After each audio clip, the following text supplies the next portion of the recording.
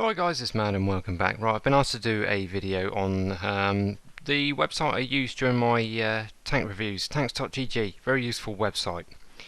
Yeah, one of you subs has asked to give a little bit more explanation about the page. Well, first thing what I'm going to say is, for us console players, we use this page for reference only. You cannot rely on the facts and figures. Right, let's have a look in. Go click tank by list.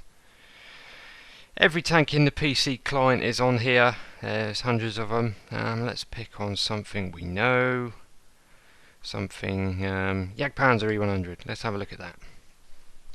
Right, so once you've clicked on a tank, all of these stats here, reference only, because these stats here represent the stats of the tanks for the current PC version 9.13 at the minute, soon to be 9.14. So these may change with the next patch. So console runs about 6 to 12 months behind the PC version. Yeah, not everything's in line. So we're about a year behind, say. So our stats here may be nothing like the PC version, although they'll be quite similar. So you can use this for reference, but not all the facts and figures are going to be exactly the same. Same thing for the gun constraints. Things like gun depression and that don't normally change. Only if a tank's really bad and they buff it do they sometimes give it extra gun depression.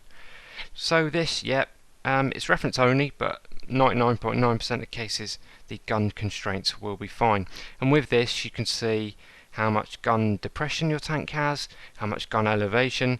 So if the gun elevation is really low, you know you don't want to be fighting on the back sides of a slope, and if the gun depression is really bad, you know it's not the tank you're going to be driving. It's not really a ridgeline warrior, it's more of open country type tank.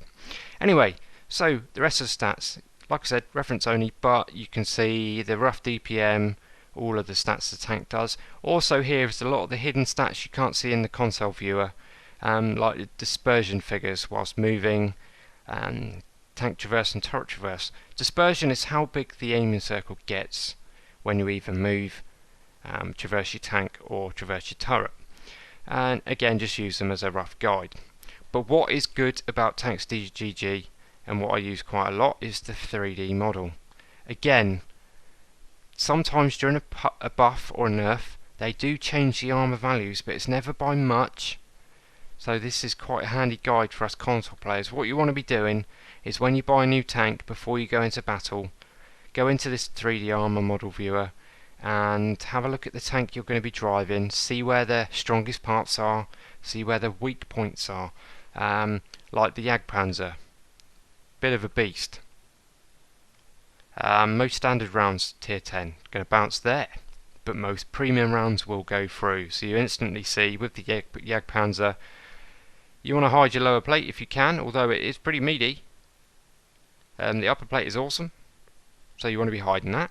But you can't hide this, because if you want to shoot at someone, you need to poke this bit out. So the main weakness of the Jagdpanzer is the upper superstructure. Premium rounds will go through there. But also you can see the gun mantler is ridiculous. So angle the tank, move backwards and forwards, try and throw the shot off. That's why, if you use this website intelligently, you can play better just by having a quick look around your tank. One other one, let me go back. How do I go back to the tank list? Browse tanks by list. One tank I bought a while back and I made some big mistakes with fairly early on. Tier 9 US heavy tank M103.